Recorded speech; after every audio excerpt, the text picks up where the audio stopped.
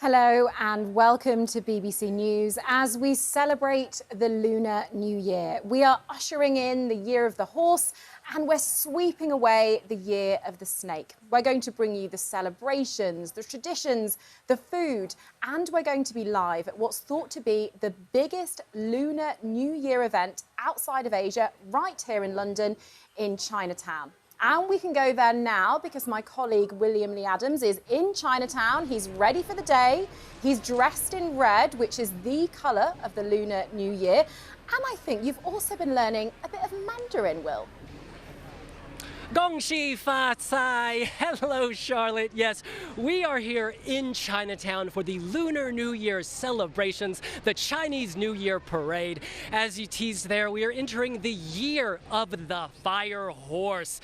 This isn't a tail on fire, it's the whole horse on fire, ready to bolt. There are already tens of thousands of people gathering in London. In recent years, hundreds of thousands of people have turned out.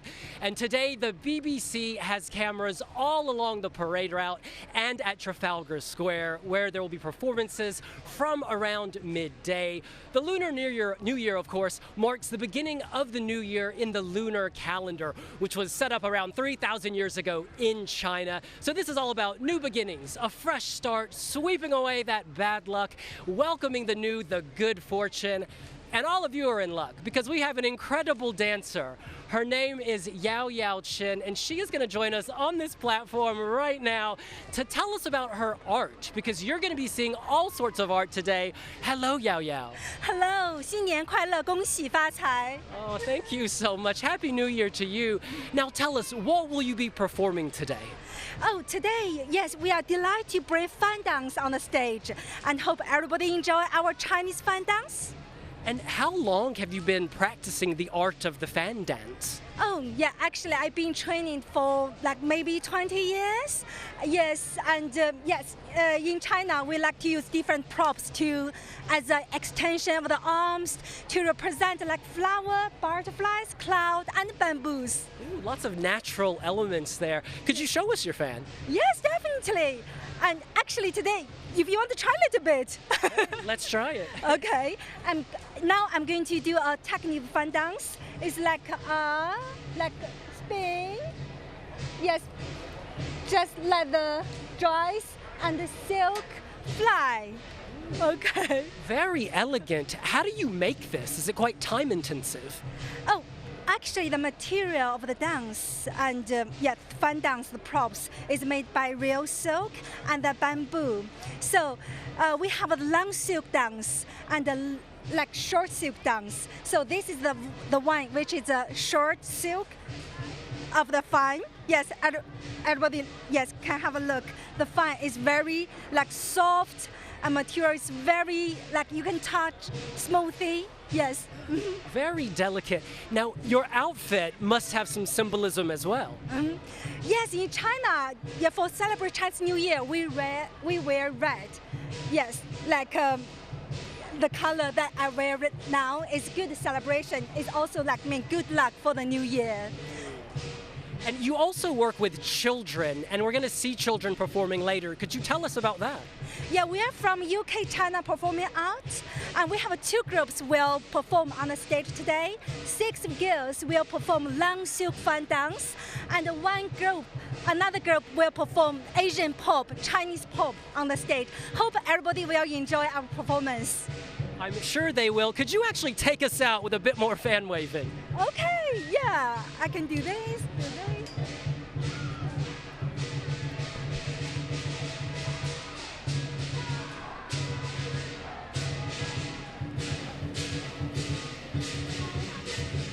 Well, that was incredible. Thank you so much. Thank you so much. Hope you enjoy our performance.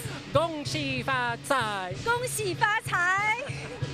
Wow, Charlotte, that was Yao Yao. She is incredible. I don't know about the view where you are, but the view from here is amazing. I mean, the view from here is amazing, Will, because I can see you and Yao Yao dancing. You have the perfect energy for this as well, Will. You are bringing the sunshine on a grey day from Chinatown. And earlier I mentioned the food, and luckily we have two chefs that are going to come in later and show us all about Chinese food, the varieties that we get at Lunar New Year, the traditions, the symbolism, and we can take a peek now on what they're going to show us.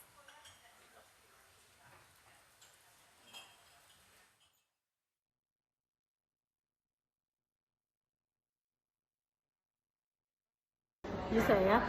Yeah, I see. Hi Charlotte, really excited to come show you our, what's this, Ma? Come along. No, Lunar New Year treats that we eat on the Lunar New Year. Mum's on form, as you can see. Anyway, we really look forward to this, and we're obviously nervous. Take care. See you soon. I can't wait to chat to them. I can't wait to chat to them and try this food that they've brought along.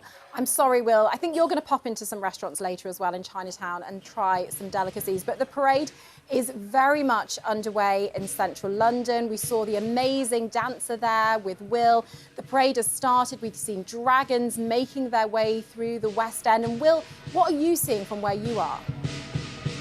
Oh, it's incredible, Charlotte. Right in front of me, we have the Golden Dragon Dance. Now, this is all about recreating the majestic movements of the dragon. The dragon is, of course, the only mythical animal in the Chinese zodiac. You see people holding bamboo poles as they undulate, sway, dip, and dive. This is meant to scare away the bad feelings, the evil spirits of the past year, and make room for all that good fortune we know everyone wants to indulge in. As you can see, they're able to kind of move very tight.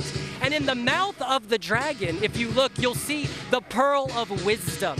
Now, the dragon is chasing enlightenment and wisdom, and that's what that silver orb in its mouth represents. And Will, this is a real... Now, behind... Will, this is a real family event, isn't it? I can see lots of children with their parents out celebrating in central London.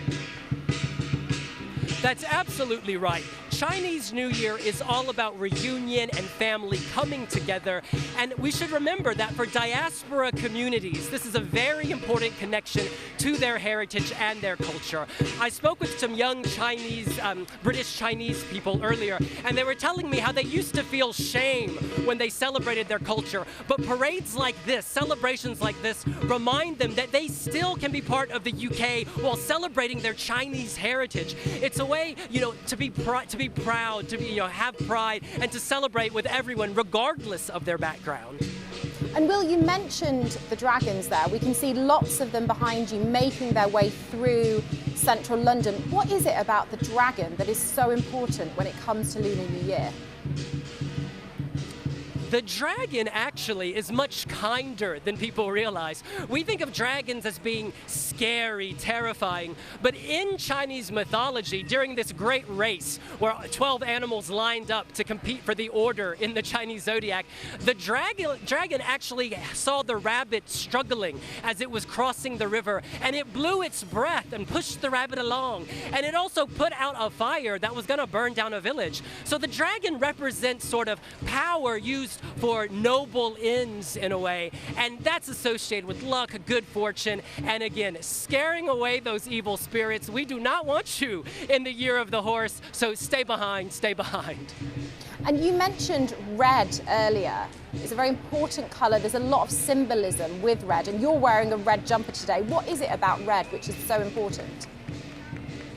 Absolutely. Red is all about prosperity, good luck, good fortune, and this relates to an ancient tale about a beast called Nian. Now, Nian would descend from the mountains during winter, and he would go into the village, he would eat livestock, he would eat the villagers' children, he would eat, their plants and food. And so over time, the locals in this village said, let's leave out some food. And then this beast, he would eat the food rather than them. And they learned that if they had red lanterns glowing, he would stay away. So red can also be about protection, keeping that family safe. Will, thank you so much. You look like you're having a great time down in Chinatown, and it's not raining as well. We did worry about you down there, but it looks okay.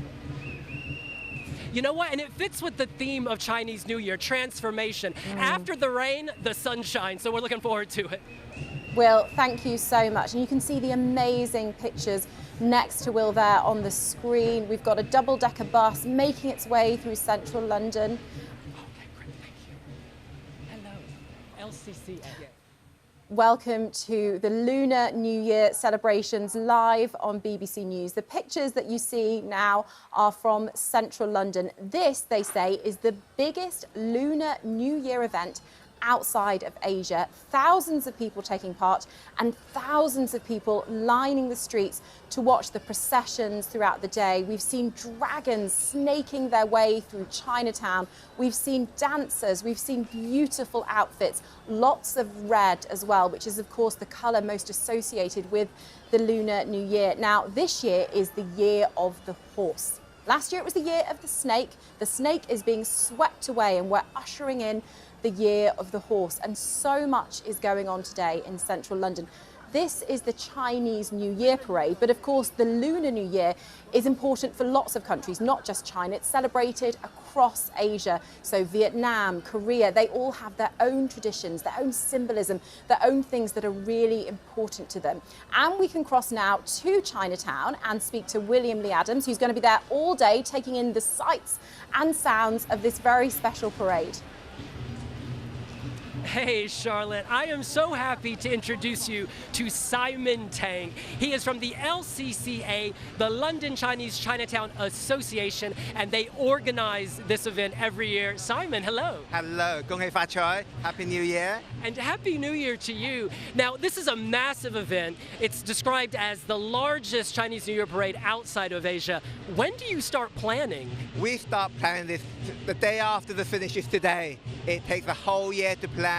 We have so many volunteers, we have so many performers to organising, lots of permits to organise, and all this hard work and the lion dancing, dragon dancing, floats. Then we have the big stage in Trafalgar Square. It's 12 months of full planning, sponsors and everything. And as we can see from all the people who have turned out, it means a lot to people. What does it mean to you personally? It's always so happy to see so many people, so many happy faces, all the hard work. And this is today. You can see all these happy faces. It's what we're looking for to strive every year. This is the reward. This is our happiness to organize all the hard work. And it doesn't come without challenges. For instance, the weather. What are some of the challenges you prepare for every year? As you see, the weather we cannot control, but we have been very fortunate over the years. It was raining this morning. Now it's clearing up. I think the sunshine will come out this afternoon, and it will be a spectacular, wonderful day for everybody. And how have you seen the parade grow over the decades? I think as we've grown through the years, we've learned a lot more. A lot of people know how spectacular this festival is. And we're getting about 1 million people now in Chinatown, in Trafalgar Square, just coming to see it and absorbing all the vibration and energy. And I feel those vibrations right now with this drumming. What's your favorite highlight every year? Is there a moment you wait for? I think it's all the children being happy, the culture and the lacy, the lucky money that we get every year. I think that everybody, all the children are so happy, and it's a family affair. You get everybody, family, seeing long friends. That's what it's all about, happiness, family, good health. And you mentioned the red envelopes, the hung bao. For people who don't know, could you explain those? Again, every year, a senior will give out a red bao, a hong bao to the children so that they have the lucky money, have a prosperous new year. If they're in education, they do well in school. And it's just a wonderful thing. And all the children love it. And it's like pocket money they save up every year, and then they can buy gifts for themselves. And they can spend that money at the incredible food stalls all along this parade. Tell us, what can people do today? What can they eat? Again, there are so many delicacies today. Lots of baos, fishes, so many Chinese buns. All the Chinese food in all the stores, nice and hot. It's so nice. The children will love it. And then you've got all these art stores and art craft stores and performances. So it's such a wonderful day. And you can eat, you can shop, and there's lots to see. And a final question for you. We're entering the year of the horse. What does that mean for you? This is the year of the fire horse, which comes every 60 years. The horse is always a very good year. This year, of the fire horse, it will give everybody lots of renewed energy, lots of strength to move forward to a great year. Simon Tang from the LCCA, thank you so much and good luck today. Thank you very much. Gong xi fa cai. Charlotte, that was Simon Tang. He is feeling the energy today. I hope it's coming through to you at BBC HQ.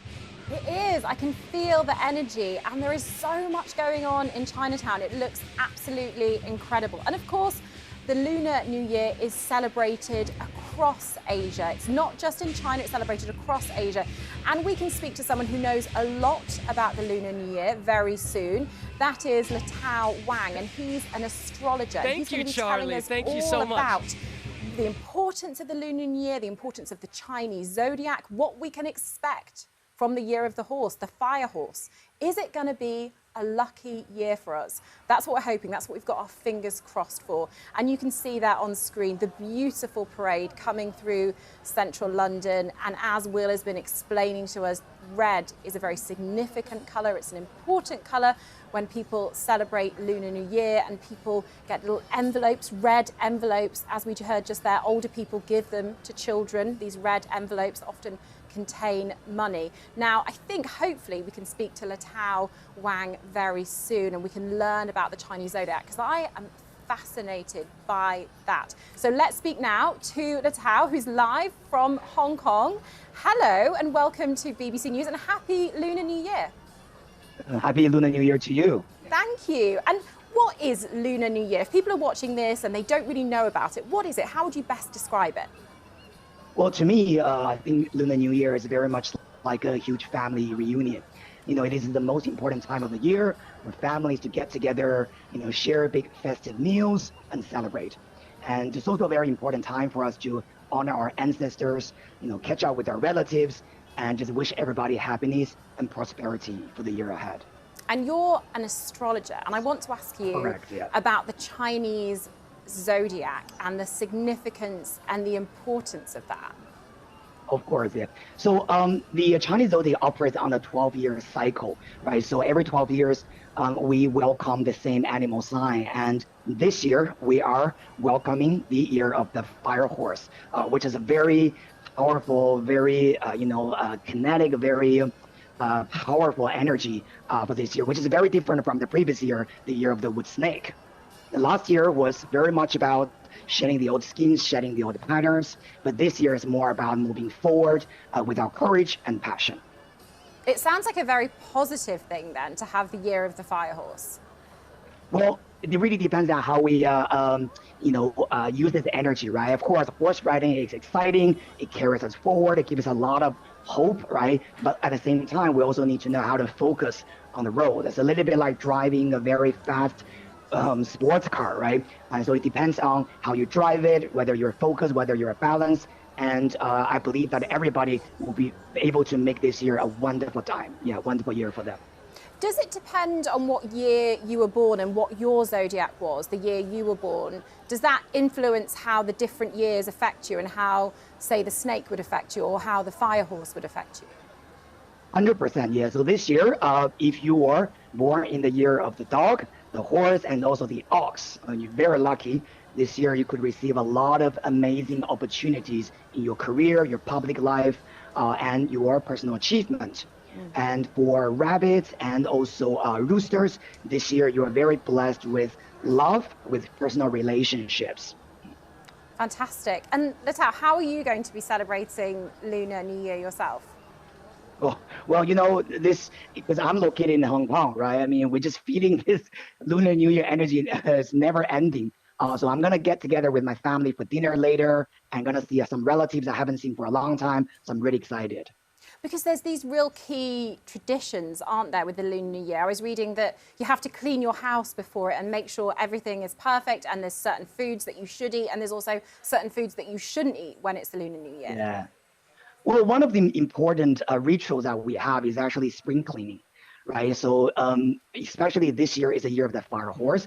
And I think it's not just about a simple physical scrub, but it's more sort of like a powerful ritual to clear out all the stagnant energy from the previous year, the year of the wood snake. So figuratively, it's a bit like we're sweeping out, the dust of the past, lingering regrets, unresolved feelings, or whatever that didn't work out for us, so that we're making the space, very vibrant and colorful space for the fire horse to gallop in.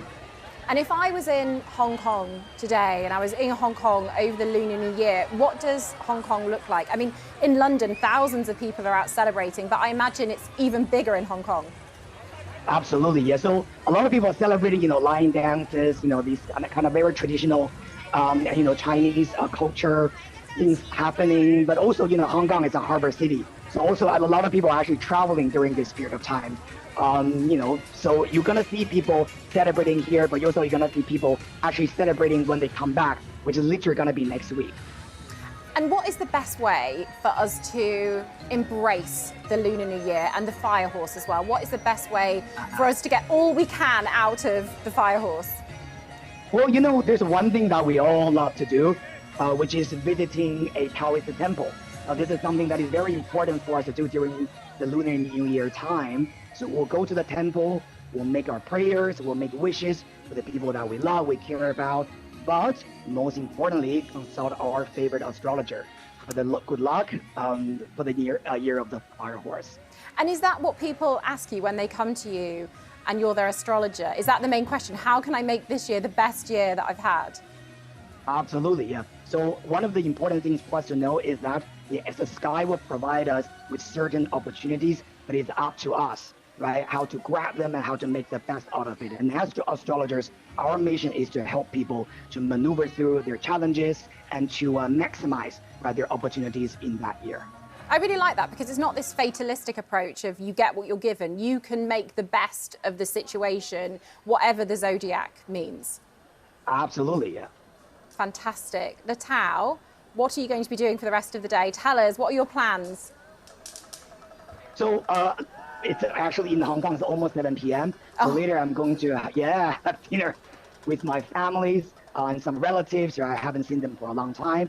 And tomorrow I will be heading to a very famous temple in Hong Kong called the Wang Dai Xin.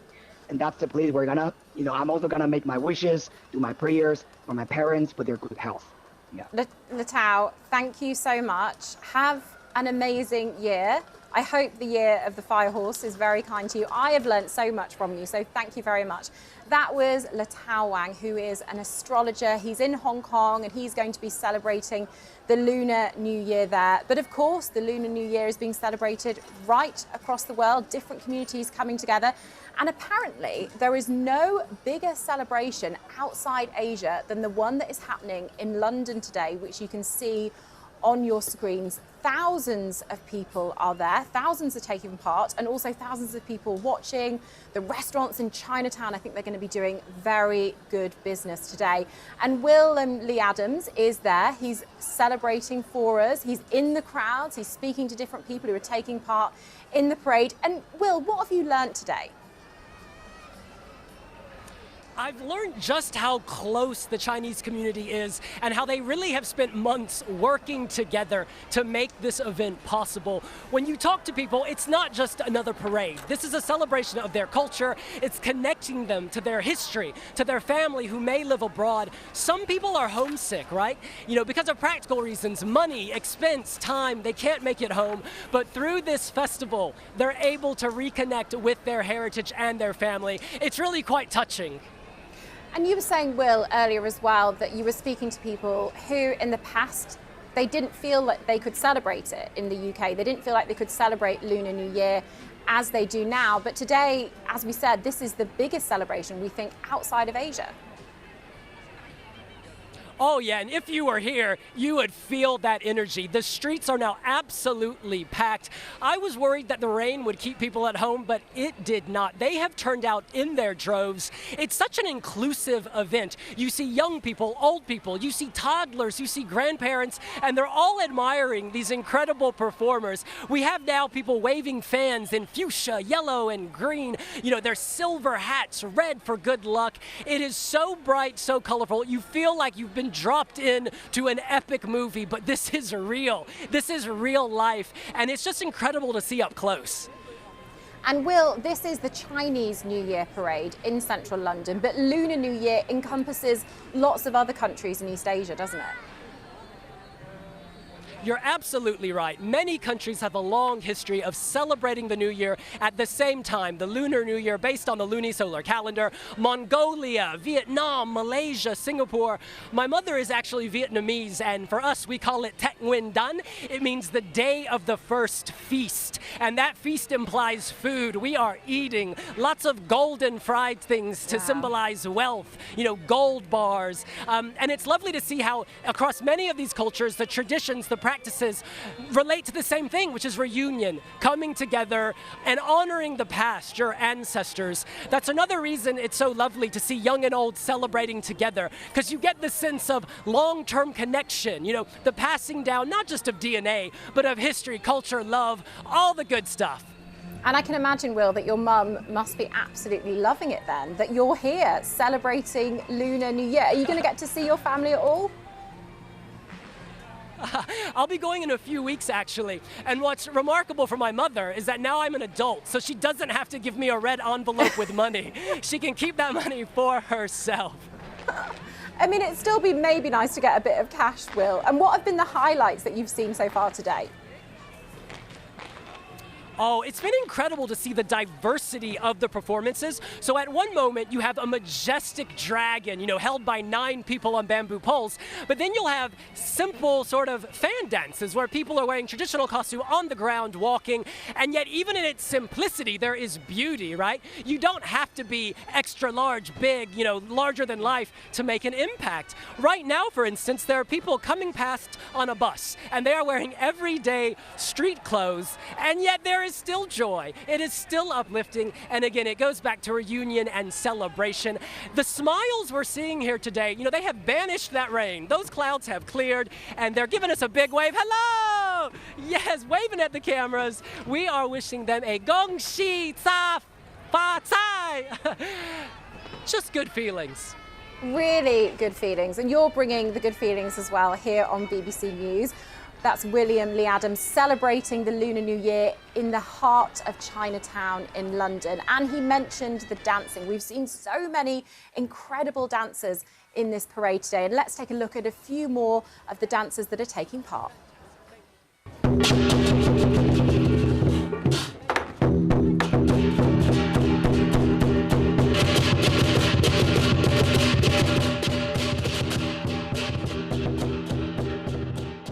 In Chinatown, we've been doing the line dance since 1992. It's bringing the happiness for Chinese culture and also brings the prosperities. So the noise means the happiness in the house. So hopefully we bring more customer inside our restaurants and also to the community. It's the first year of the Chinese calendar, so we need to pray our God to give us the good fortunes. So hopefully we'll bring all the good luck to our business and the families. We have a community centres in North London, so that's a free studio that we support, and the line dance team, they come to practice every Sunday between 3 o'clock to 5 o'clock. So we want to keep the tradition, so every year we can do the performance in Chinatown and also in Trafalgar Square.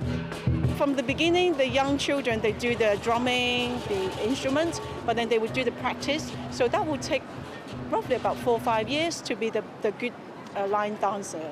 Yeah, because the head is very heavy, and then the alignments of them, that they need to be practiced every time. So they need to have a good partnership together. We Chinese, we want to keep the cultures for the young generations. So I'm actually the second generations who live in London, but the younger generation, the kids, they want to know about Chinese line dancing. So we want to keep the culture, keep this line dance going on. So hopefully that every single year we can perform the line dance in Chinatown and also other community.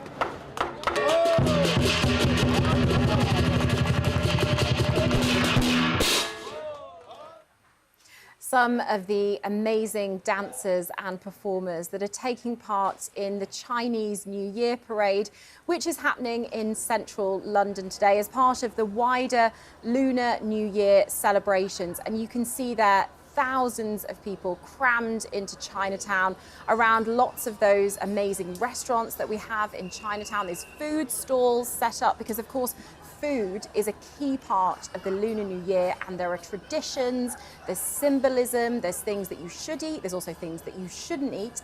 And very soon I'm going to learn all about that with a chef who's going to come on set, and hopefully I'm going to be able to try some of those things as well. But you can see there the number of people that have come to this parade. As I said, we believe this is the largest Lunar New Year event outside of Asia. Of course, there are much bigger ones happening there, but this is for everyone in London to come on down. You can see people that are from China, their parents might be from China, their grandparents might be from China, but also other people have come down to celebrate the Lunar New Year because the energy, the atmosphere, the music, the vibrations, as Will was saying earlier, are absolutely amazing. And he's down there taking it all in, taking in all the sights of the Lunar New Year. And Will, you're back with us now, and I think you've got someone else that you can speak to about Lunar New Year and its importance. Absolutely. At the start of the parade, we saw an incredible golden dragon, and we are so thrilled to have Chi here. Chi was leading that dragon procession.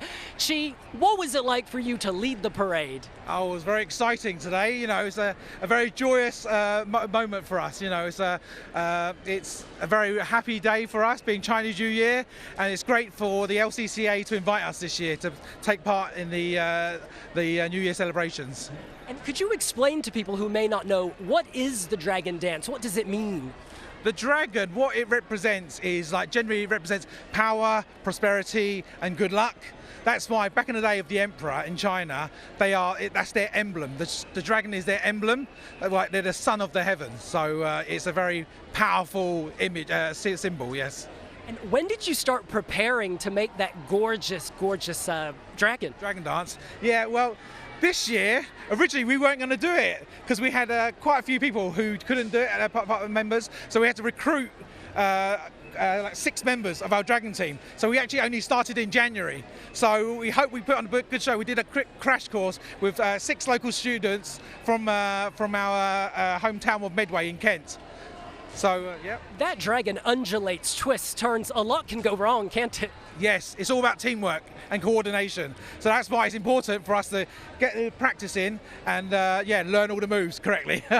And what's it like to see the expression on people's faces as you pass? Yes, of course. It's a very joyous, happy time for us because when they're happy, we're happy, you know, so that's why we like to interact with the crowd, you know, bring the dragon over, the kids love it, adults love it as well, so it's all good fun. And you're here with your son and your nephew. Could you tell us what it means to you to pass on these traditions to them? Yes, I believe that, you know, being of Chinese heritage, it's important for the future generations to continue all the cultures and traditions that is all good, you know, from the Chinese culture. So it's very important they know the language, the culture, and so it can be passed on through future generations. And some people have said that in the past, perhaps when they were young, they were nervous about sharing their culture. Do you think things are changing? Does this parade help people be more proud about their culture? Yes, definitely. It's making people aware of the Chinese culture. So people in the UK will know of the Chinese community, the cultures, the traditions. And so we are proud to represent Chinese culture, to be Chinese. And it's, you know, and we're here to, at the end of the day, have good fun. And would your boys like to introduce themselves? Yeah, of course. What's your name? Ho Shin. Ho Shin. Ho Shin. Ho Shin. What's your Ho name? Ming. Ho Ming. Ho Ming and Ho Shin, thank you so much. Will you guys grow up and do the dance yourselves? Yes. Yeah. Yes. Hey, yes is all around. Now, I want to make sure we recognize everyone. Who are your 2 other friends? Yes, so these are the God of Fortunes. So they're from our association. So we're from the Kato Chinese Association and the Foshan Medway Friendship Association. And we have people in costume today. And 2 of our members here are dressed up as the God of Fortune. Yes. Yes, and they have a special lucky red envelope for you as well. Yeah. Oh my goodness, it's my lucky day. Your lucky day. So have you got a lucky red envelope for William? Lacey. The Hongbao Lisi is on its way. Yes. Oh. Okay. So you say, 恭喜發財. So come receive it. Oh, Hope you can receive it. 擺俾佢得，係呢個啱啦。Oh, 謝謝. Thank you so Thank you. much. 恭喜發財to you. And Happy New Year to you as well. Now, could you explain to our viewers actually, were you speaking Cantonese just now? Yes, we were speaking Cantonese because we're originally from Kato Island, which is an island off of Hong Kong. It's part of Hong Kong, basically, Hong Kong, China. So that's why we speak Cantonese. Fantastic. Well, you guys, thank you so much. We really enjoyed being blessed by the good fortune, and we look forward to seeing you guys dancing in the future, yeah? Yes, thank you.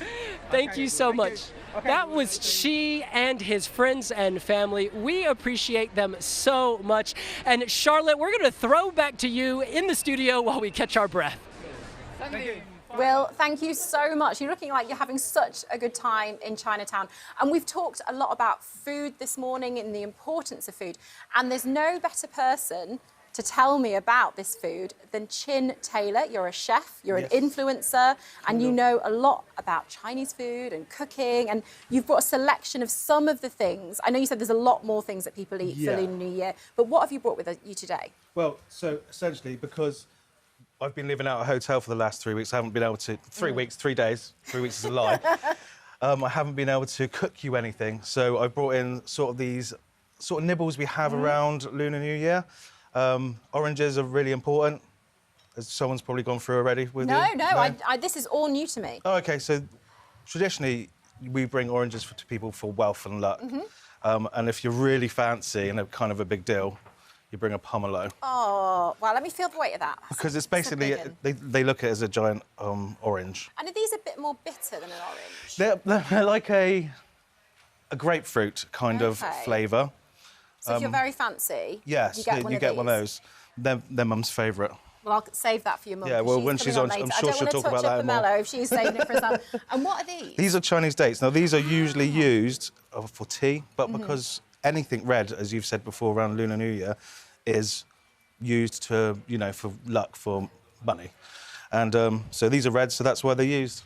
And I was really interested in this as well, in this pot. This, normally, well, this is steamed, and then it's cut up and fried or ovened. But this actually is what's New Year's cake. Mum will be able to tell you the Chinese name for it. I just know it as sweet rice cake stuff. It's really sticky. I bet you had the most amazing meals growing up with your mum and when you were celebrating Chinese New Year. We still do it now because we celebrate for a full 2 weeks. Oh, amazing. The main meals we have is the New Year's Eve. So we always make sure we have at least 7 different dishes. So there's the duck dish, fish dish, chicken dish, rice dish, noodle dish. Noodles are really important for longevity. Noodles symbolise life. Some sort of soup or broth, and another one which I can't actually remember right now. And was it your mum that taught you how to cook when you were a child? It's a mixture of my mum, well, my entire family, but yeah, I'd say 90% of it was mum. Because how important is food in Chinese communities? It's massively important. It's I would say, from my experience, because everyone's experience is different, but my experience, I would say it's pretty much all we think about. I mean, yes, I was raised in a restaurant environment and things like that. It's all I think about as well. So I'm going to be honest. It's all I think about. And I was saying, you can't really overstate the impact that Chinese communities have had on British food culture, because most people in the UK, they have their favourite meal from the Chinese, whether that's a restaurant or a takeaway, and everyone has something that they really enjoy, don't they? Yeah, I mean, that's just why takeaway's so, I think, what's the word I'm looking for?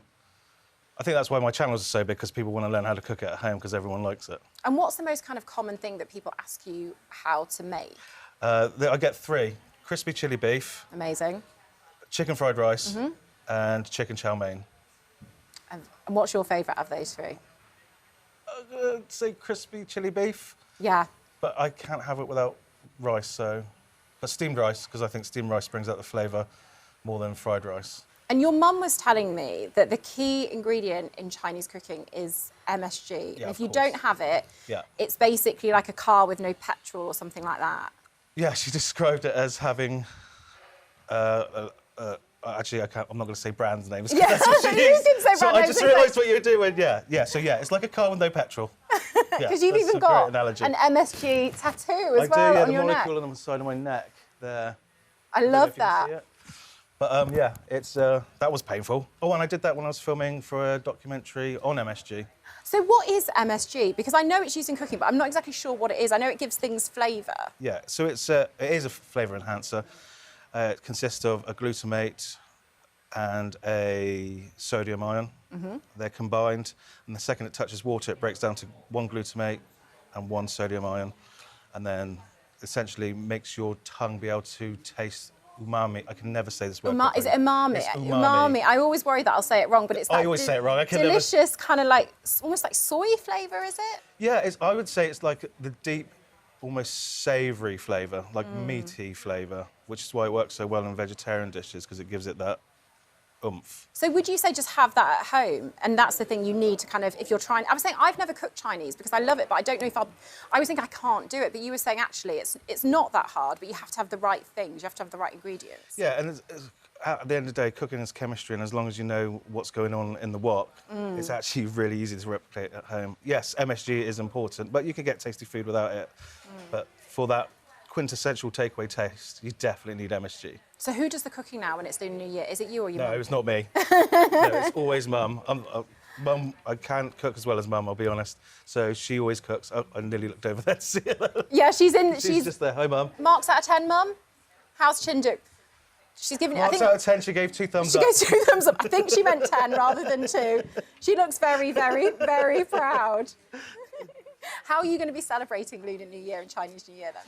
Again, it's mainly just 2 weeks of food constantly. That sounds great. And then Mum is actually vegetarian for the first day and last day, so the last meal we have will be a vegetarian meal. Is that something to do with Chinese New Year then? Yeah, well, having no meat on those days? Yes. Like kind of like with Lent, that you know, that kind of thing. I think that might be a Mum thing, because I haven't heard anyone else do that but Mum.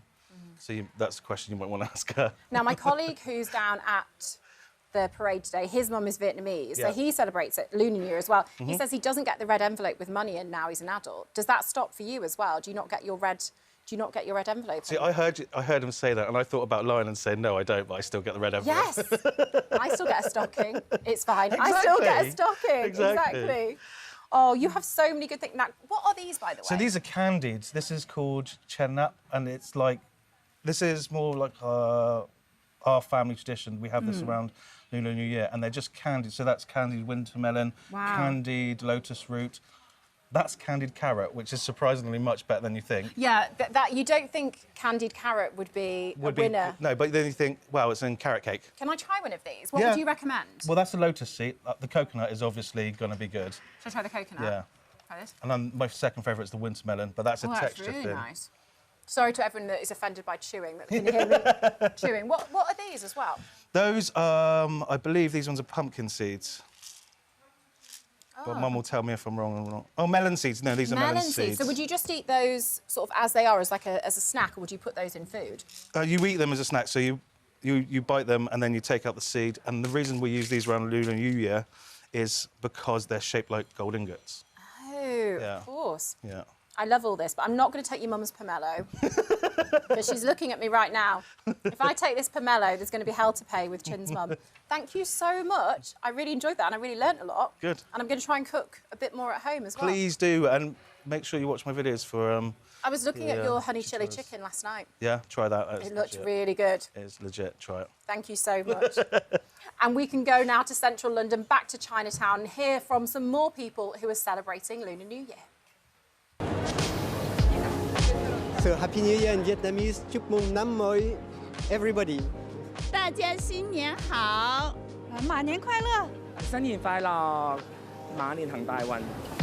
My family is from Vietnam, so it's Lunar New Year as well as for the Chinese. It's like the traditional festival that all the family get together, and we will get good food and get good wishes for the new year. This is a festival, something like your Christmas. Everyone, all the family gather together and we eat together, and that is the celebration of the new year. We hope for the the new hope, the new beginning. That's the meaning, I think. We have dim sum, we drink tea, we celebrate together, and we have a great time. Today is about food.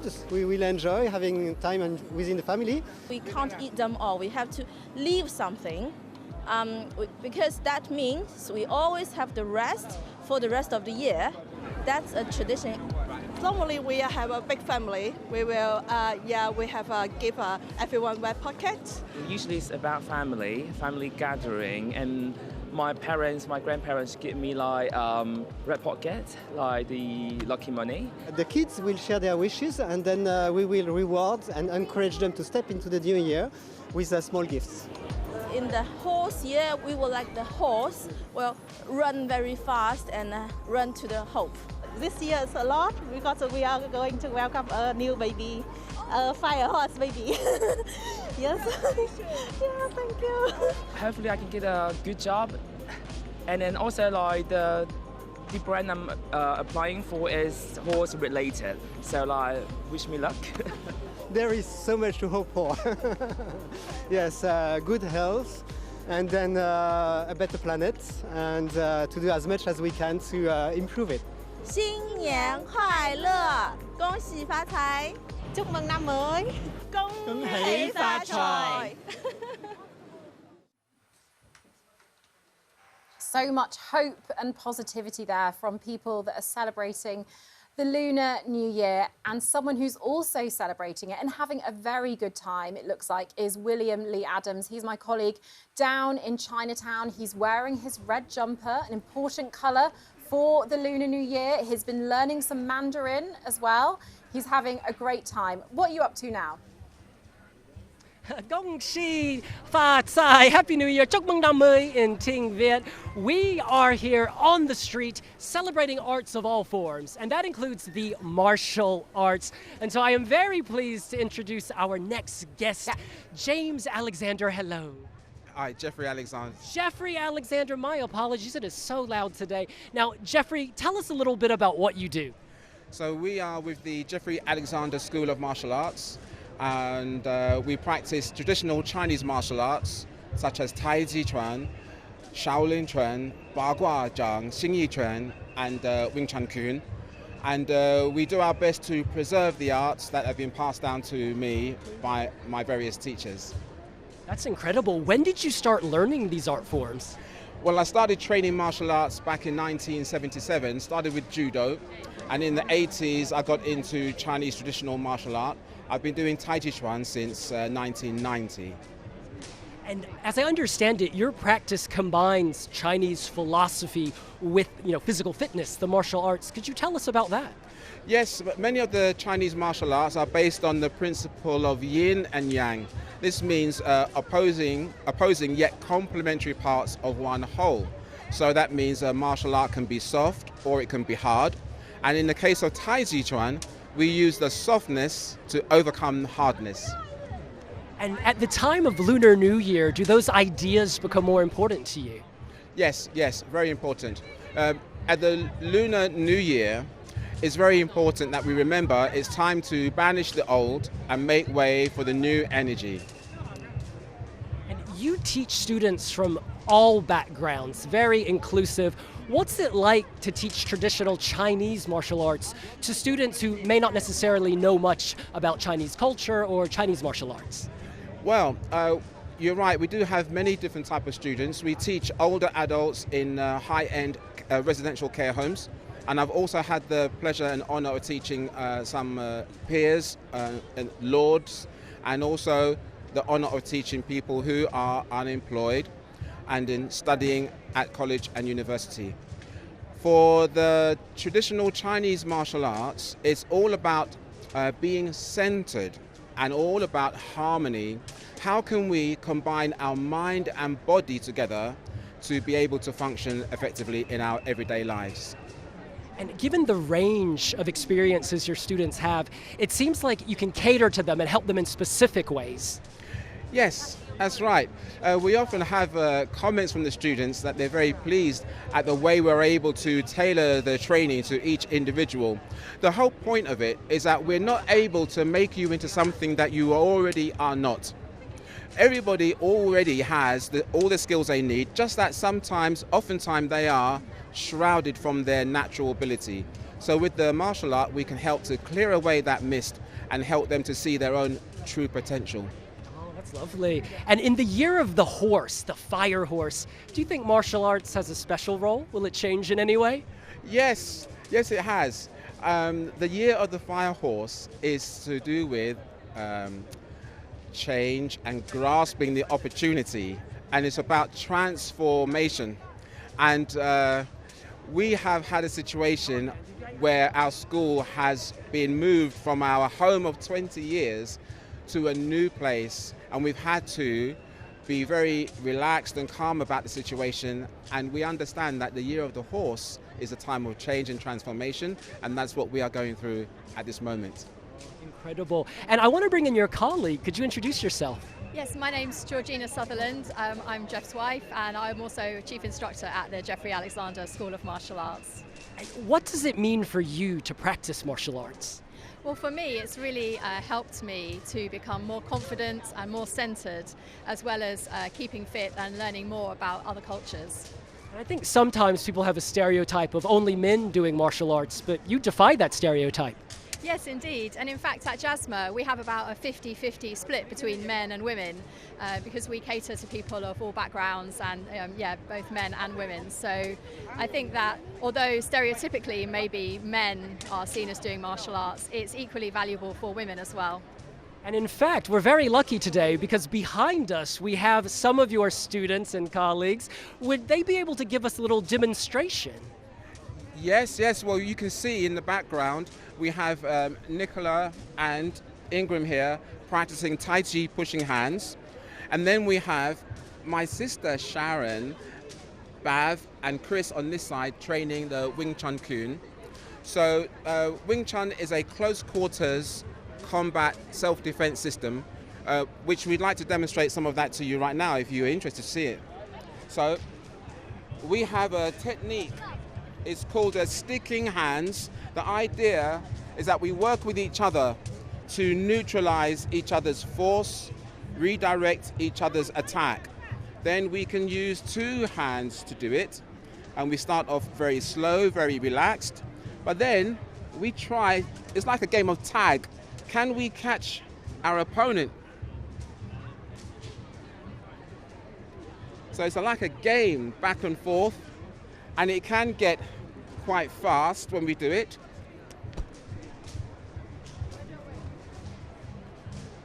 Now I've got to ask, in a relationship, does this heal wounds or does it create new ones? Oh, well, the main principle of the martial art that we practice is one of harmony. So whenever there's a conflict, we always try our best to understand what is a conflict about. How can we neutralize it by understanding and by compassion? Yeah.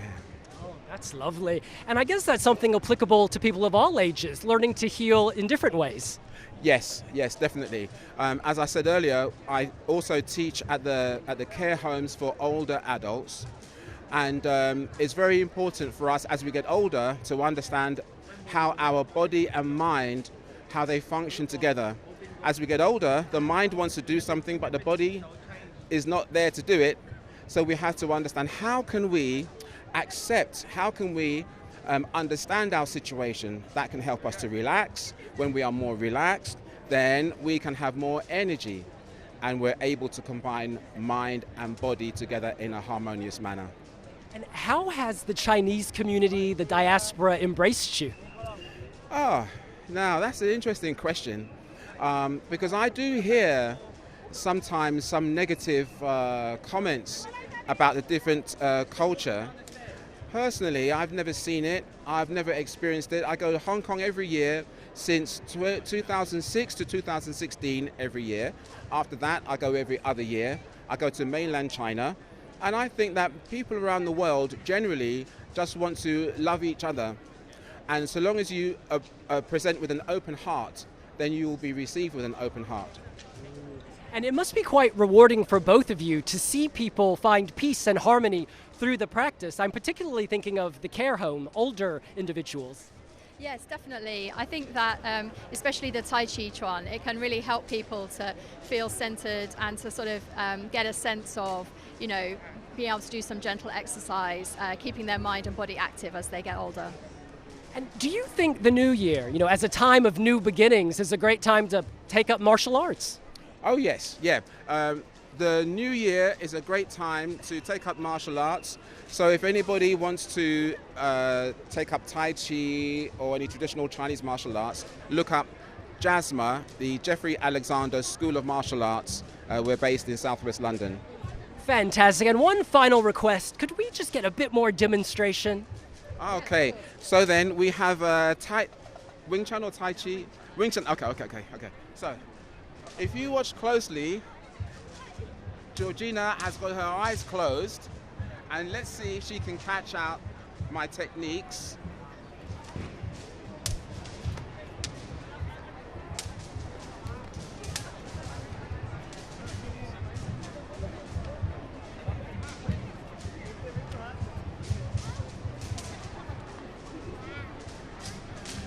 Thank you guys so much. Jeffrey Alexander, we really appreciate that demonstration. The family that fights together stays together. Wishing you a very happy new year. Year of the Fire Horse. Thank you very much. Thank you. Thank you so much. Charlotte, they were incredible, giving us energy, giving us healing. I hope you felt it in the studio. I did, but I was hoping to see you do a bit more, Will. I thought you were going to try your hand a bit of martial arts, maybe later. You've learnt Mandarin. I don't have Jeffrey's moves. I would pale in comparison. Maybe later we'll get a few martial arts moves from Will, who's having an amazing time, I think, down in Chinatown for the Chinese New Year parade in central London, part of the wider celebrations of the Lunar New Year. And the event in London, they say, is the biggest one outside of Asia. Up to 1 million people are going to be there watching the parade, the procession as it makes its way through central London, through Chinatown. You could probably see those beautiful red lanterns that hang down over the street in Chinatown. And there you can see some of the dancers, the dragons as well, which are hugely popular. They're an important part of the Lunar New Year. Red as well, that's an incredibly important colour for the Lunar New Year. And we've talked about with some of our guests these red pouches that families give to their children as they're growing up. They're red envelopes and they're covered in gold as well, and they're filled with money. It's a present that children get as they're growing up. And you can see there some of the dancers. We've got yellow, we've got pink dragons. We've also got a fire engine behind them, as it red, which is of course the colour of the Lunar New Year. Lots of people having a really good day in Chinatown. But of course, there are going to be celebrations right across the world. This is the one in London, but we were speaking to our guest earlier who was calling us from Hong Kong, an astrologer, and he was saying Hong Kong is really taken over by the Lunar New Year, as you'd expect, and people travel home, they go and see their family members, and things are really important to do. So it's important apparently to have a spring clean before the Lunar New Year to get yourself ready for the new year. And this, you might be able to guess, is the year of the horse, the fire horse specifically. And we can see some horses there down in Chinatown, seeing some of the children who look so excited, so happy to be part of the Chinese New Year parade in central London, part of the wider Lunar New Year celebrations. Just some of the performers that are taking part. And Will, who's down there at the moment, he spoke to fan dancers. We've had martial artists. We've also had people that were taking dragons around, these undulating dragons, as Will described them, as they were taking them across Chinatown. And you can see their traditional outfits as well. People on the red double-decker bus taking part in the parade. Lots of people having a very good day in London. And of course, this isn't the first time we have celebrated the Lunar New Year here in London, here in the UK. Look there, 1973, they are celebrating the Chinese New Year, the Lunar New Year in London, a hugely important event for East Asian communities here in the UK and right across the world. And you can see there those red lanterns which are still strewn across Chinatown. Dragons, of course. And it was interesting, Will was saying that dragons might look scary, but in fact, as part of the Lunar New Year celebrations, they're an incredibly positive thing. That's Trafalgar Square in 1977. It's even bigger now, isn't it, the event? 1999, just before the millennium. Events there to celebrate the Lunar New Year. More dragons, those famous arches there that you can see in Chinatown. More dragons as well there. Lots of people. And I think you can really tell how much that this event has grown. You know, it started off, I think, fairly small. Lots of people still went, but it's become a huge event there. I mean, organisers say this is the biggest one now that is outside of Asia, this Lunar New Year event, this Chinese New Year parade in London. And people are having a really good day. The food stalls as well, they are hugely important. We heard from Chin Taylor earlier, who's a chef, and he was saying there's so much symbolism around the food and what you should eat, what you shouldn't eat. Noodles, very important for longevity. So if you're going to eat anything today to celebrate Lunar New Year, I think noodles would be a good idea. And you can see the dragon there moving its way through central London. Lots of people having a really good day celebrating the Lunar New Year. You're with BBC News. As we celebrate the Lunar New Year, we are ushering in the year of the horse, the fire horse to be exact, and we are sweeping away the year of the snake. We're going to bring you the festivities, the traditions, and of course the food that people mark the Lunar New Year with. And you can see there, that's London. Now this is the largest celebration, we think, of the Lunar New Year outside of Asia. Now this is the Chinese New Year parade in central London, going through Chinatown. But of course, the Lunar New Year is celebrated by countries across East Asia, and all different countries have different traditions. Now, red that those dancers are wearing is the key colour of the Lunar New Year, and we were hearing that parents, when their children are growing up, they give them red envelopes with gold on, and inside those envelopes are money, and that's a real key tradition of the Lunar New Year. And the fan dancing as well. We saw some fan dancing earlier, and you can see it there now. Beautiful dancers and performers making their way through central London, and behind them, the dragons.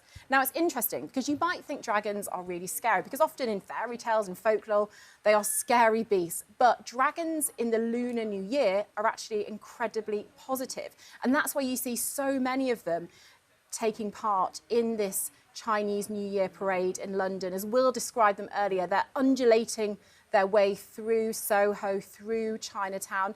And you can see there the number of people that come out to celebrate the Lunar New Year. And behind those dragons, you might be able to see the purple horses. Now, as I said, it's the year of the horse, or the fire horse, to be exact. And that can have a really positive impact. We spoke to an astrologer earlier about its renewal, its excitement. And apparently it's about learning how to harness those things to have a really, really good New Year. Now, my colleague, William Lee Adams, is right in the middle of Chinatown. He's been there since this morning. He's learnt how to fan dance. He's learnt some martial arts. He's even learnt some Mandarin. I am very, very impressed. Will, you look like you're having an amazing time. 恭喜发财! Happy New Year, Charlotte. I am having an incredible time. Today I learned that the year of the snake last year was all about introspection, patience, strategy, and planning. But now with the horse, we move from planning to execution. The horse is bolting, ambition, energy, fire, fuego.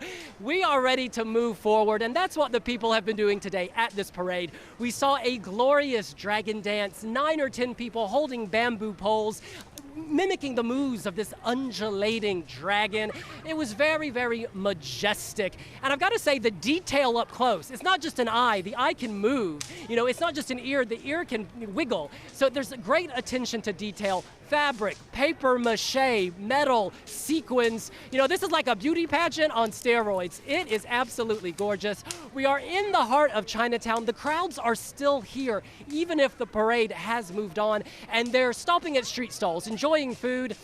and I can smell it now. Golden bars, just like gold bars for good fortune and prosperity.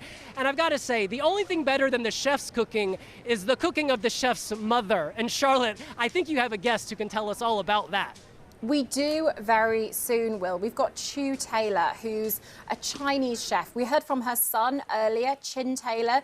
They have this amazing mother and son duo, cooking duo, and you can see some of the foods that they brought along with them. Now, hopefully we can hear from people right across the UK that are celebrating the Lunar New Year. Will is at the event in London, which is the Chinese New Year parade, but there are people celebrating across the UK, and I'm hopeful that soon we can go to Birmingham. Perhaps we can also go to Liverpool and speak to people there that are celebrating. And I think hopefully we can speak to Matt Evans, who's in Birmingham at the moment, and he can tell me about what they are doing in Birmingham to celebrate the Lunar New Year. But there's lots going on right across the UK and, of course, right across East Asia. The event in London, they say, is the biggest one outside of Asia. But we can speak to Matt now. Matt Evans, who is in Birmingham, and he's at the Hippodrome.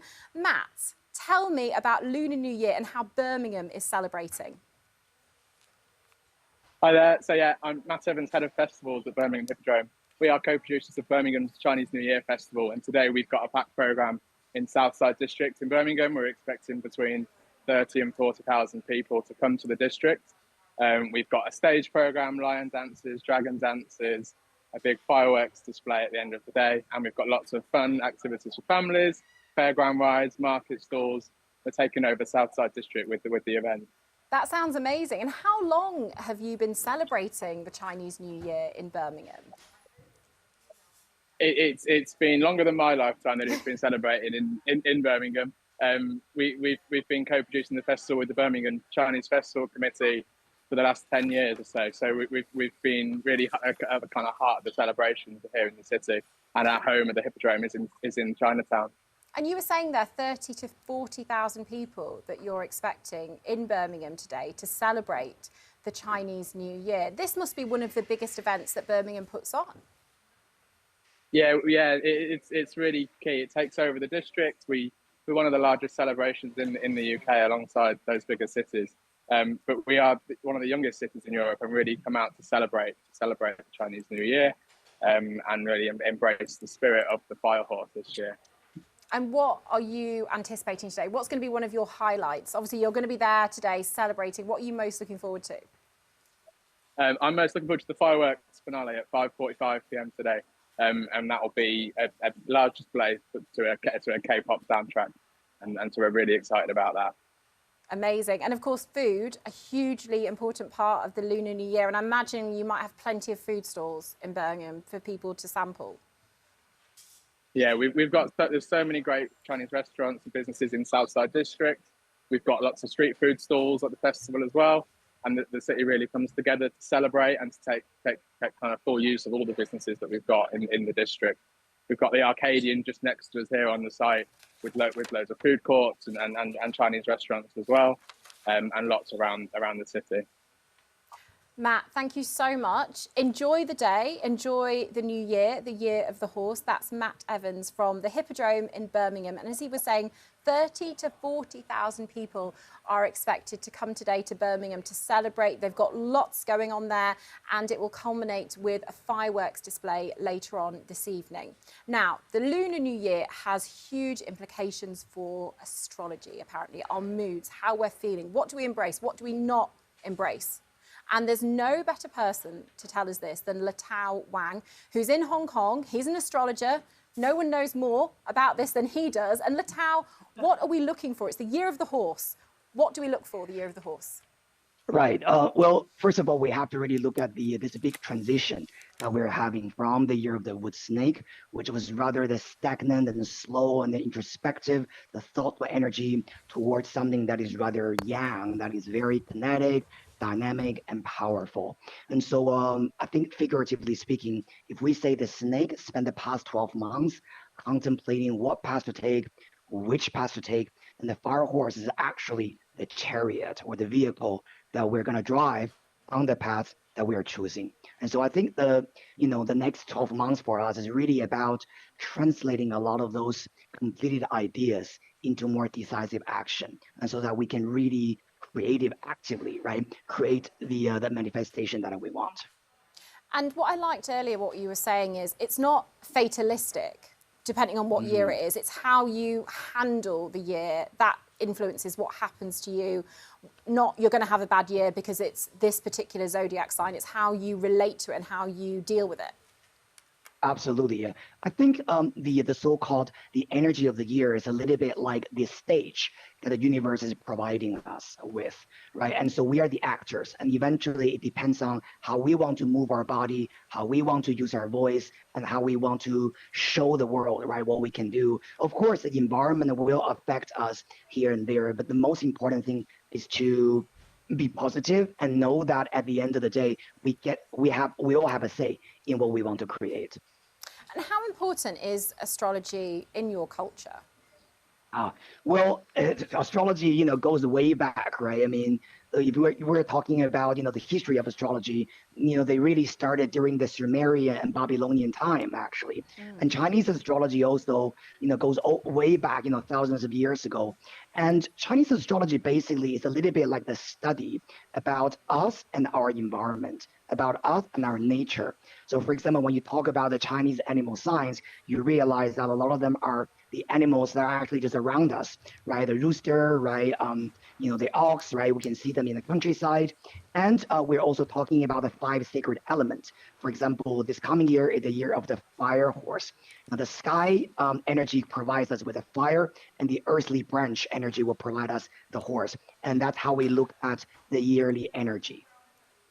Latao, thank you so much. That's Latao Wang, who's an astrologer in Hong Kong. And I know he's going to be celebrating the Lunar New Year as well. And I think we can go to William Lee Adams, who's live in Chinatown for us.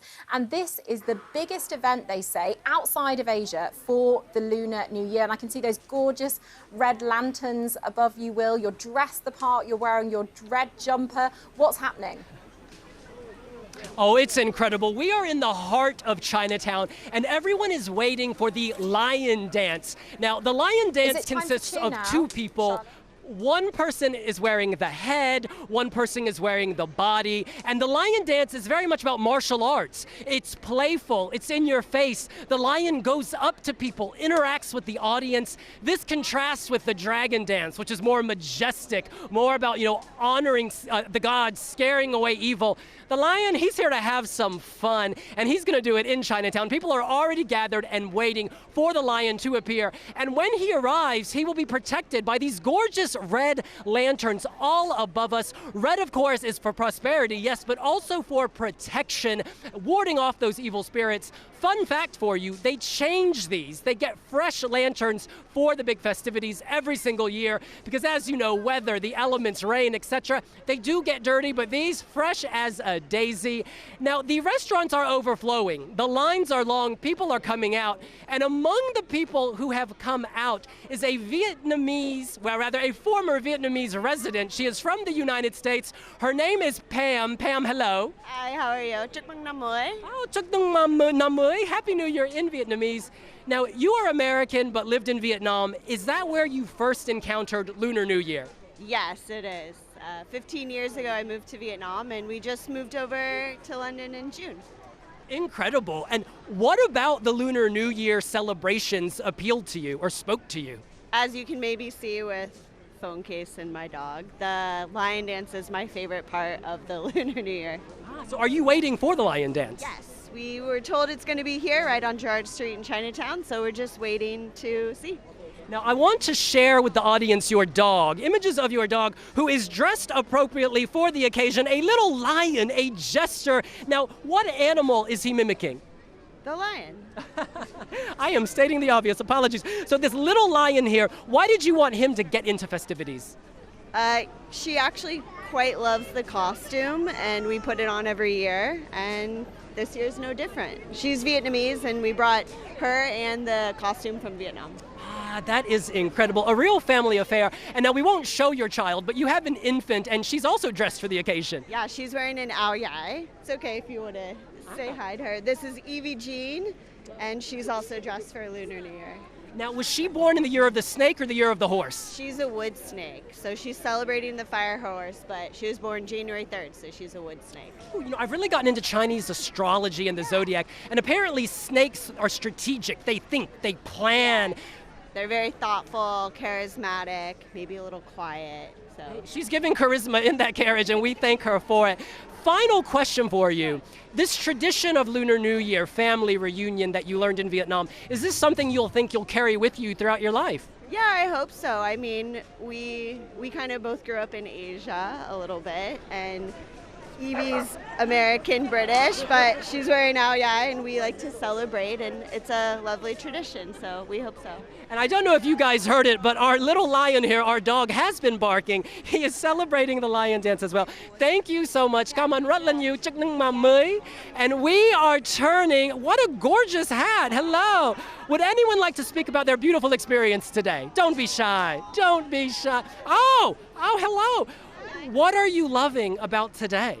It's not like where we always are. It's actually a bit different because where we are right now, it's nothing like this, but we get to experience what different countries are like. And it's also really nice that we get to go like to London, and it's like so we don't have to go all the way to another country to experience it. And it's really nice that we have the experience, and it's really nice. Well, Happy New Year to both of you, all of the world in London and here in Chinatown. Charlotte, back to you. Will, thank you so much. That's William Lee Adams at the heart of the celebrations of the Lunar New Year in Chinatown, in London. I'm joined by Chu Taylor. She's a chef and restaurant owner, and she's going to tell me all about what I should and shouldn't be eating for Chinese New Year, the Lunar New Year, of course. But quickly, we're going to skip to Liverpool and speak to Harry Doyle, who's in Liverpool for us.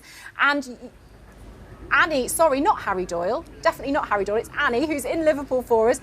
Annie, tell me, how is Liverpool celebrating the Lunar New Year? Hello, welcome to Liverpool. We're in the Chinatown district of this city, and it's all going on here. We're in the oldest community, Chinese community in Europe, and this is a big celebration here in Liverpool. Thousands of people are expected, and you are right, I'm joined by Councillor Harry Doyle. Harry, what can we expect today? Oh, well, this is a real staple in our calendar each year, so we have lots of community involvement. We've got firecracker displays, we've got dragon parades, unicorns, lions. We just love the Lunar New Year, and I want to wish a happy Lunar New Year to everyone that celebrates this week. But yes, we've got parades, we've got community workshops for kids. It's all completely free of charge, and people just love it here in Liverpool. And it's already underway. We just saw a few fearsome dragons behind us then. It's all started, and people can come here all day. Yeah, it's completely free of charge, and you can hear the firecrackers all around us, but it gets really loud during the day as well. When you go through in the gates and down sort of Chinatown into Great George Square, lots of activity in there, traditional dance, traditional music. It's just a real joy for the city, but also for lots of visitors that come here as well, because we know it's really well visited, not just from people here in the city, but also globally. And what's your favourite part of today? Well, my favourite part is seeing the dragon actually going around the city, and you can see it pops into local shops, and it sort of catches people by surprise, but they absolutely love it. As I say, it's sort of become, we do this every year, and each year there is something new and exciting. But yeah, for me, it is the dragons going around, but we have got some fantastic new installations as well to obviously celebrate the year of course, the fire horse, so a fantastic new lantern which was unveiled this week. So there's lots of excitement today for people here in Liverpool. Thank you so much. That was Annie and Harry in one of my favourite cities, Liverpool, and they are going to be celebrating the Lunar New Year. And I'm joined by a lady who knows a thing or two about the Chinese New Year. Chu Taylor, you're a chef and you're a restaurant owner, and you've brought a selection of things that people eat to celebrate the Lunar New Year. What have you brought for us?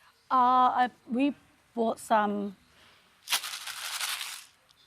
It's a melon seed. Melon seeds, yeah. Right. And do you just eat those kind of as they come, as like a little snack? Oh, yeah, we do. We like when we have, it's all about getting together. Yeah. And when your friends or relation come, you bring all the goodies out for them to nibble and chit-chat and everything. And one of our favourite is to nibble on these seeds, but it's a technique to eat them. It's not that easy to eat. You don't eat the whole thing? No, okay. you don't. Before I start swallowing the whole thing. You hold it. Yeah. and get it in between your teeth. Not in the here. Yeah. Because you get in here, it will start in the middle of your teeth. You get it on your actual teeth, you crack it. I think I've just broken it in half. Yeah, and this is a bit dry. Get another one. Sometimes you get like that, but it's, yeah, just, oh, That just tastes not very good though. Yeah. It's quite sweet, isn't yeah, it? it's just like you have to be a budgie. A budgie? A little pigeon. Little pigeon on BBC News. There we go, me and my seed. And what's this? This looks really interesting. Oh, this one is called nian gao. Nian gao is made from the steam from the glutinous rice, like this. And you just... You've done it more pro than me. I've basically just chopped it in half and eaten the shell as well. Yeah. So and that's a date on top, a Yeah, Chinese date. Yeah, Chinese date. You steam it pre the Chinese New Year, and then you send gifts to family and friends. Normally we just send food for relation, everything. And noodles, we should be eating noodles. That's something really important to eat, isn't it? Yeah, longevity. And also sounds like the word mian. Your face value, we've got lots of face. Lots of face mean in Chinese, mean like be proud and that sort of all the thing, yeah. If you haven't got face or don't do things bad like that, yeah. And it's delicious as well. We've got so much more to talk about here as well. We've got the tangerines, the big pomelo, which is for important people apparently. Yeah, you get a pomelo, you're a big cheese, getting a big citrus fruit for a big cheese. And we've got Chinese dates as well. So many delicious food varieties to celebrate the Lunar New Year here on BBC News. So what are you going to be cooking for Chinese New Year? Chinese New Year, we celebrate a big dinner on a New Year Eve. Before the New Year, we all get together as a family. We normally have about even number, not odd number. We normally have a fish, definitely. Fish, I mean, it sounds like the yi. It sounds like you have plenty for the next year. Yeah. And then you have the noodle for like nian, face, mian it sounds like. And also lettuce, sounds like live, sun chai is like live. And chicken sound like big chicken, like a really big for the get big and prosperity and plenty of money. I'm going to eat lots of chicken then. That's what I want to. How important is food then in general? Because it just seems that a lot of the events kind of involve food and the symbolism of food and what you should eat and then also what you shouldn't be eating. Yes, it's always when we have the food, it's always food is really important. Get everyone together. Normally when we Chinese meet another Chinese, we don't ask you, how are you? Yeah. We ask, have you eaten? I love that though, because I was talking to your son earlier and I said, I think about food all the time as well. Yes. And you know, you can't really overstate how important Chinese communities have been in Britain for many reasons, but for the food, because everyone loves Chinese food. Everyone has their favourite Chinese restaurant, their favourite Chinese takeaway meal. Yeah. And it's just, and it's quite different though, isn't it, from traditional Chinese cooking? Oh, yeah, they are different from normally you get from other places, and all depends on where you go. They still do some traditional Chinese food and how we would eat and how would sell in the shop. Yeah, that sort of thing. And what's your favourite thing to cook at home for your family? Oh, lots. Yeah? Lots, yeah. Fish, chicken, pork, most in general, a lot. And if I wanted to start cooking Chinese food, what would you say is a good thing for me to start with? Because I know you and your son, as well as having the restaurant, you also have an Instagram account and you teach people how to cook Chinese meals. What's something that I should learn how to cook? Easy. Just an easy thing. You know what? Just go to YouTube and search for us. Yeah, search for you. What's Chin and Chew? Yes. And what's it like working with your son then and doing this together? Yeah, together? obviously. Yeah, it's amazing. We are like a mother and son team and just get together and cook for everyone to show everyone how to cook, and if you like it's very daunting if you don't know how to cook. Yeah, of course. And once you know how to cook, and it'll be easier. Just follow step by step in our. I should not promote it. No, do. No. Yeah. So when did you get Chin in the kitchen? When did you first start teaching him how to cook? Oh, it was quite young then. We also had her. Not say we had. I had a. Like my sister, she had a takeaway. We always in her takeaway.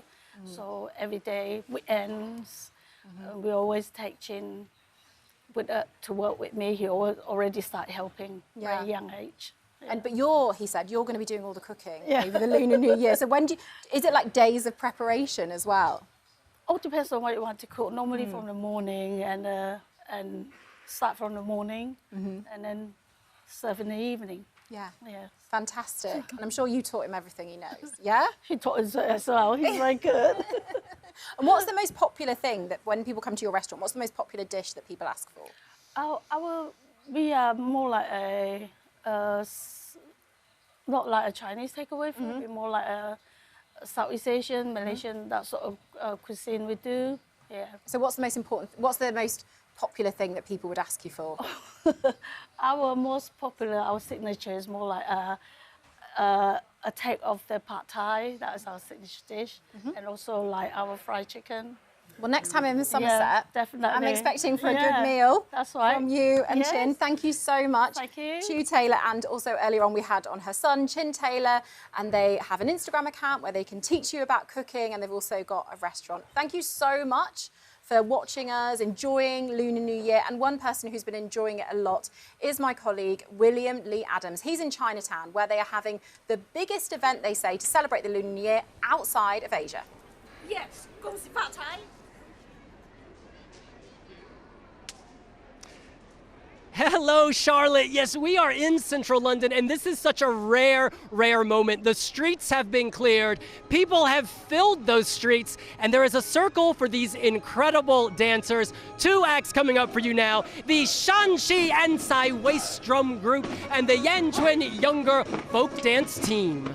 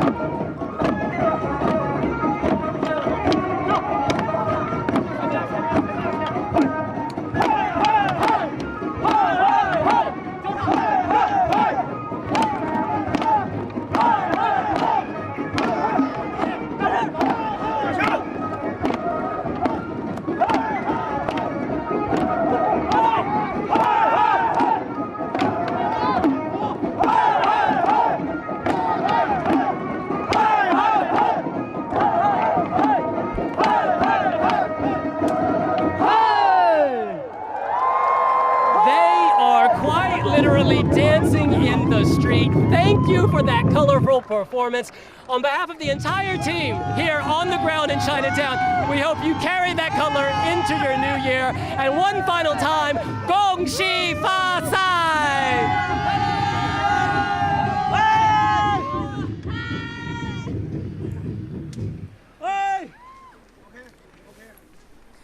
Thank you, Will, and thanks everyone who's joined us today to celebrate the Lunar New Year. Whether you've been out celebrating yourself in Chinatown or whether you've been watching us at home, I hope you have an amazing New Year. It's the year of the fire horse, and apparently it's going to be a lucky one.